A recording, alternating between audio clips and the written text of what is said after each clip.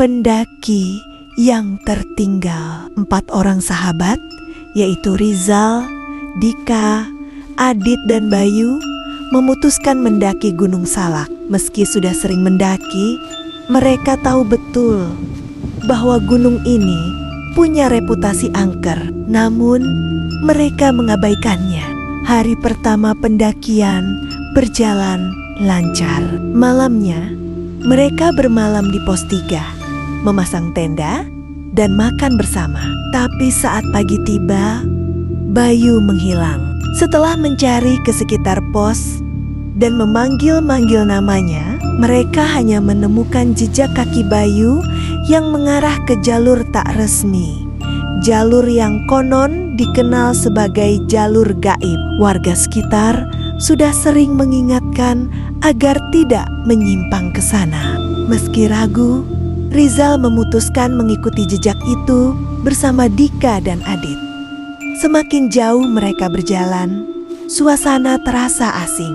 Kabut turun cepat dan hutan jadi lebih sunyi dari biasanya, seperti menelan semua suara. Tiba-tiba mereka mendengar suara Bayu memanggil, "Rizal, sini, aku di sini." Mereka berlari mengikuti suara itu. Tapi anehnya, mereka malah berputar-putar di tempat yang sama. Adit akhirnya sadar. Suara Bayu datang dari arah yang berlawanan dari jejak kaki tadi.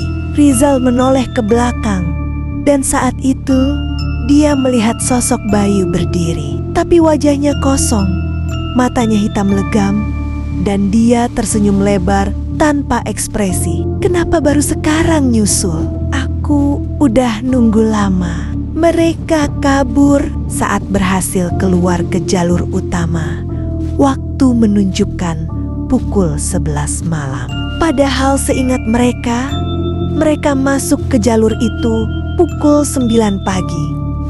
Mereka turun gunung keesokan harinya. Bayu tak pernah ditemukan. Bahkan setelah tim SAR menyisir seluruh area.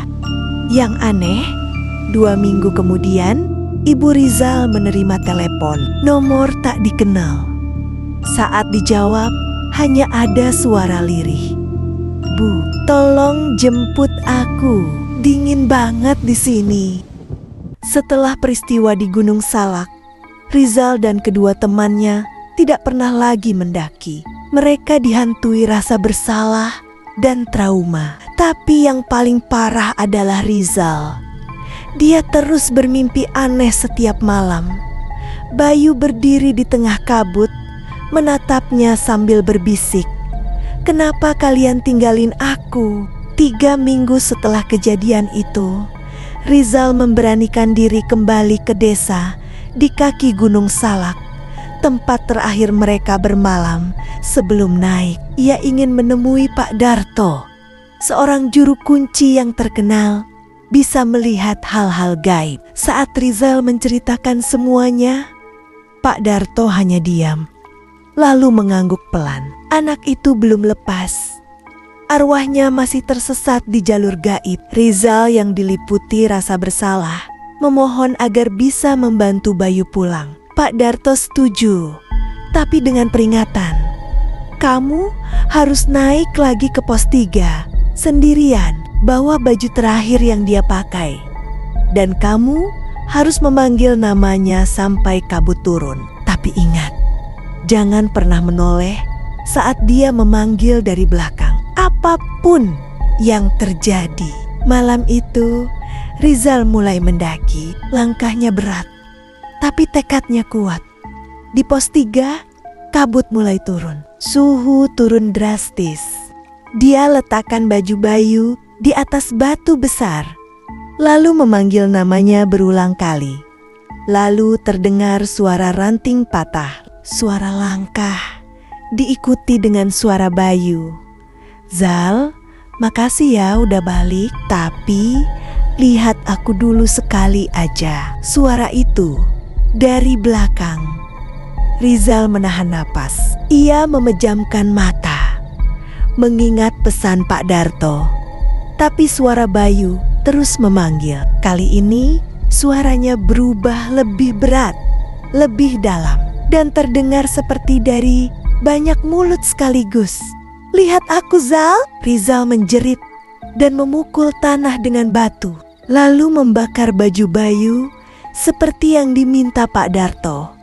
Api menyala cepat dan kabut langsung tersibak oleh angin kuat. Tiba-tiba semuanya sunyi, dan dari api yang hampir padam, Rizal melihat sesosok samar berdiri, lalu perlahan menghilang bersama kabut terakhir. Rizal turun keesokan paginya, lelah tapi lega. Di desa, Pak Darto menunggu. Ia hanya berkata, "Dia sudah pulang, tapi kamu, Zal, kamu sudah dilihat. Hati-hati kalau mimpi itu datang lagi."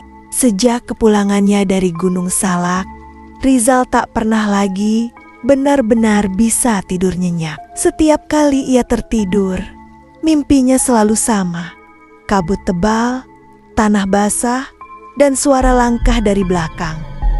Dan di ujung mimpinya selalu ada suara itu, "Zal, kamu udah janji, jangan tinggalin lagi." Suatu malam, Rizal terbangun dengan tubuh menggigil.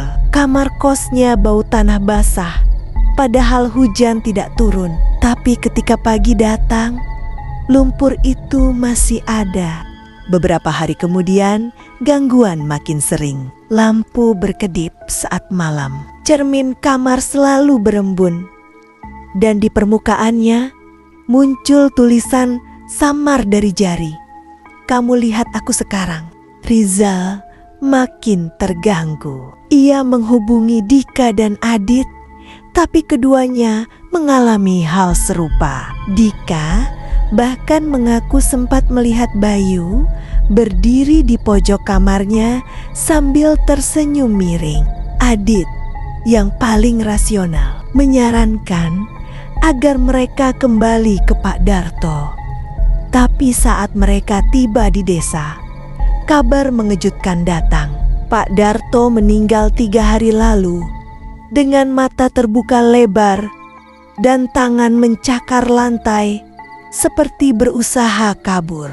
Tapi anehnya, sebelum meninggal, Pak Darto sempat meninggalkan pesan tertulis yang ditaruh di bawah bantalnya. Isinya satu kalimat, "Bukan Bayu sendiri yang memanggil kalian, bukan dia." Kini Rizal merasa semuanya salah. Bukan Bayu yang memanggil mereka dari jalur gaib, tapi sesuatu yang menggunakan Bayu sebagai wajahnya. Dan malam itu, untuk pertama kalinya, Rizal bermimpi lagi. Tapi kali ini bukan di gunung. Ia bermimpi dirinya sedang tidur di kamarnya sendiri, dan dari bawah tempat tidur terdengar bisikan, "Bayu udah di sini, Zal. Sekarang giliran kamu." Setelah kematian Pak Darto dan gangguan yang semakin nyata, Rizal, Dika, dan Adit menyadari satu hal. Mereka tidak sedang dihantui oleh arwah Bayu, tapi oleh sesuatu yang jauh lebih tua dan jahat. Mereka mencari orang pintar lain di desa dan bertemu dengan Mbah Rengga, seorang pertapa sepuh yang tinggal di lereng bawah. Mbah Rengga awalnya enggan bicara, tapi setelah mendengar kata jalur gaib, wajahnya langsung tegang. "Kalian masuk ke tempat yang tidak boleh diingat, apalagi dilihat. Jalur itu bukan bagian dari gunung. Itu jalan masuk ke hutan mati, tempat arwah yang tersesat dan entitas pemangsa jiwa bersemayam. Rupanya, jalur itu dulu adalah tempat eksekusi para pelanggar adat ratusan tahun lalu. Tapi yang dikorbankan bukan cuma tubuh jiwa mereka dikunci di sana oleh sesuatu yang disebut penjaga kabut. Penjaga kabut tidak bisa masuk ke dunia manusia kecuali jika ada yang membuka jalannya dari dalam. Dan sosok itu menggunakan wajah Bayu untuk memancing Rizal dan teman-temannya kembali. Satu persatu, Mbah Rengga mengatakan hanya ada satu cara untuk menutup jalur itu. Seseorang harus kembali ke jalur gaib, membawa cermin pemutus dan menaruhnya di batu tempat baju Bayu dulu dibakar. Tapi orang itu tidak boleh kembali. Setelah keheningan panjang, Rizal menawarkan diri. Malam itu, Rizal mendaki sendirian. Di pundaknya, sebuah cermin tua berukir dari Mbah Rengga. Langkahnya tenang. Ia tahu ini akhir dari segalanya. Sesampainya di titik itu, kabut datang lebih cepat dari biasanya. Ia melihat batu itu dan sosok Bayu sudah berdiri di sana, tersenyum seperti dulu. Akhirnya kamu datang, Zal. Tinggal kita berdua. Rizal menaruh cermin di batu, dan saat itu tanah bergetar. Sosok Bayu menjerit dan berubah, wajahnya mencair. Tubuhnya memanjang, matanya tumbuh di tempat yang salah.